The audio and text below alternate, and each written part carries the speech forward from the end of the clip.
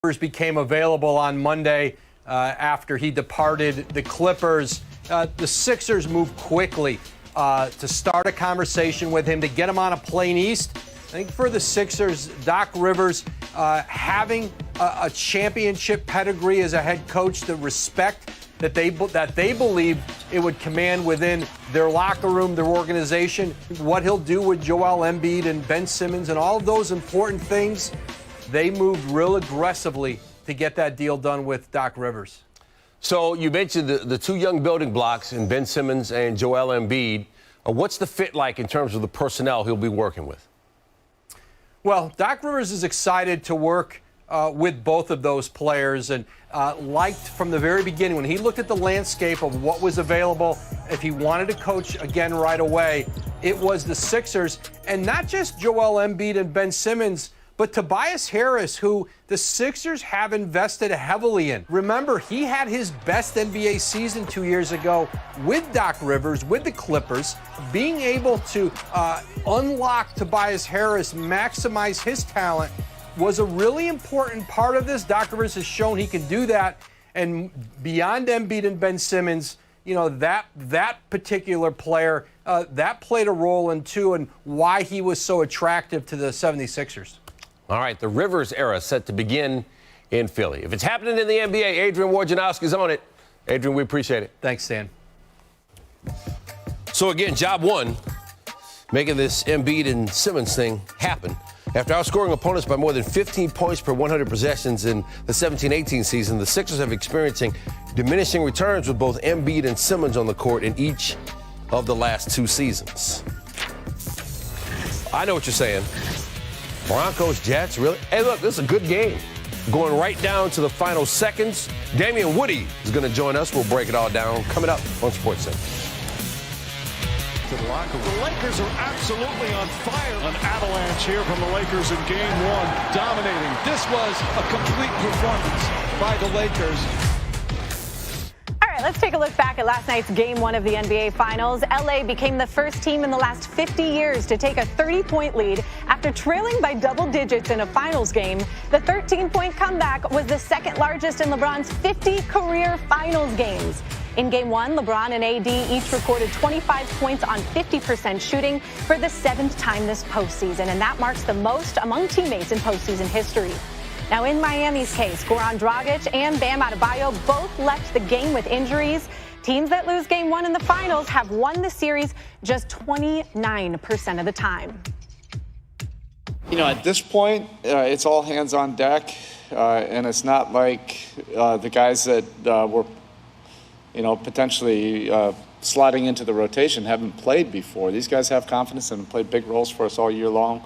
Our depth has been one of our biggest strengths. It's not just coach speak. We've utilized our depth all year long. We've been in this bubble with an extra training camp, and everybody's gotten great work in, regardless of, you know, whether they've gotten big-time minutes in these playoff series. We'll just have to see, you know, tomorrow who's available and make the adjustments accordingly. And now we go live to the NBA bubble, where we find reporter Malika Andrews and NBA champion Richard Jefferson. Malika, let's begin with you. What more can you tell us about these injuries and how they impact the series moving forward? Well, Ashley, let's start with Bam Adebayo. He had an X-ray last night the team said was negative, but then today he had an MRI, and that confirmed that he actually had a neck strain. And remember, he did injure that left side, which is the same side that his strain is on now during the Eastern Conference Finals against the Celtics. But Eric Spoelstra says that those two injuries are actually unrelated. Now, in addition to Goran Dragic and Bam Adebayo, Jimmy Butler also, if you remember, tweaked his ankle in game one. He was wearing a wrap today at his media availability, even though he said he'd be good to go in game two. Here's some of what Jimmy had to say about the Heat's mindset moving forward. We're still expected to win. We got here for a reason. We realize we belong, but we also realize how well we have to play on both ends of the floor to give ourselves a chance to win. Obviously, we definitely need those two guys, don't get me wrong, but I've always said next man up when a man goes down. Right now, we're definitely going to have to do that. But I think it's tough to lose. You know, your mind's moving at 1,000 miles per hour, you know, obviously not sleeping. But it's just because we all care. We all want to win. We all want to be champions. And RJ, in your mind, now are the that Heat next man up? Sorry, go ahead, Malika. Ashley, that next man up. No worries, girl. That next man up mentality, Ashley, was a reoccurring sentiment that we heard over and over today at Media Day. But it's going to be a little tough, and you know this, Ashley, because the fact that Goran Dragic and Bam Adebayo were two of their leading scorers. Bam in the conference semis, and in the first round, that was Goran Dragic, who was their leading scorer, and Jimmy Butler in the second round. So that's going to be tough for them to replace. But expect, as I'm sure Richard is going to mention, Kelly Olynyk and Kendrick Nunn to be two of the players that are going to need to step up for them moving forward. Definitely. RJ, are the Heat in danger of being swept if they don't have those two players?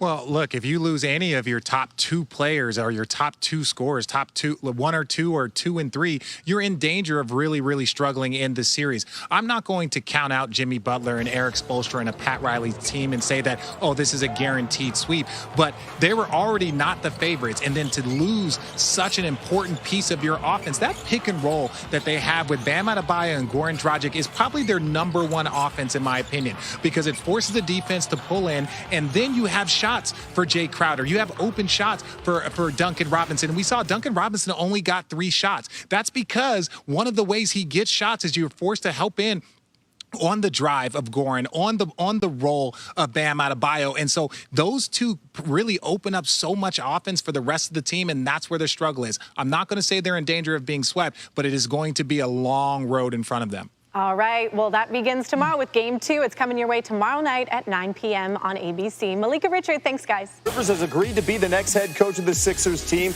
that failed to meet expectations entering the season. Rivers beating out Mike D'Antoni and Clippers assistant Ty Lue on that short coaching list. And we will have more from Adrian Wojnarowski as SportsCenter continues. He's been all over this story. In the meantime, let's bring in NBA champ Richard Jefferson. And Richard, let's talk a little bit about the credentials here that Doc Rivers brings to this organization.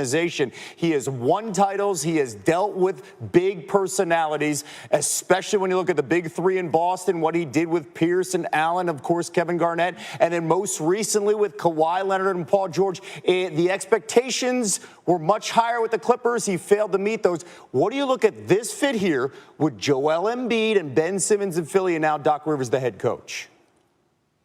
Well, let me first say that the expectations in Los Angeles weren't met after 1 year, but he was very instrumental in bringing Kawhi and bringing Paul George. And that's what's going to lead us to Philly. Ultimately, when you give him the Philadelphia 76ers, they're going to start building something that everyone believes has an opportunity to be special.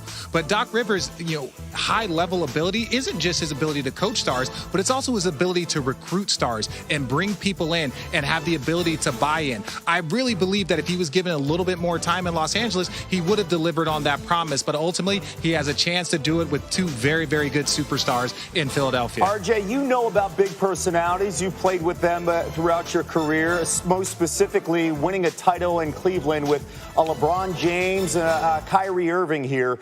I'm not putting Embiid and Simmons on that level just yet. I'm just saying, how would you handle if you're Doc Rivers coming into this situation? They have yet to win together as a team. Well, I think that everything takes time and takes years. One thing I will say is that this team this year for the 76ers was not even close. They didn't have the shooters. They didn't have Bellinelli. They didn't have Ilyasova. They didn't have J.J. Redick. They didn't have Jimmy Butler. So to look at this Philadelphia 76er team and say that this was even remotely close to what they had in prior teams, I think they really need to start building out this roster around their 2 best players' strengths. And that means that they need shooting, and they need a lot of it. Okay, it's hard to find shooters around the league. And one thing they do have is also, and it's not a big 3, but they have Tobias Harris. They gave him the max deal. They brought him in, of course, from the Clippers in a trade. They also have Al Horford. With that, the 4 ingredients here, can you keep these 4 together with this team with Doc Rivers and produce a winner in the East? Well, I think you want to give them time. Understand that a lot of Tobias Harris' max contract was based off of how well he played with the Clippers. A lot of people thought that he had a chance to be an all-star that year because he was leading that very, very young Clipper team. So hopefully Doc Rivers can get that portion out of Tobias Harris. There is no doubt about his talent. There's no doubt about his ability, but can he take that next step and be a game finisher like Jimmy Butler was, and also be a guy that can shoot at a very, very high level? That's what they need from him. But they have plenty of talent. They have the pieces, but they're still going to need more pieces to turn this team into a championship level team. And RJ, this is a fascinating story with the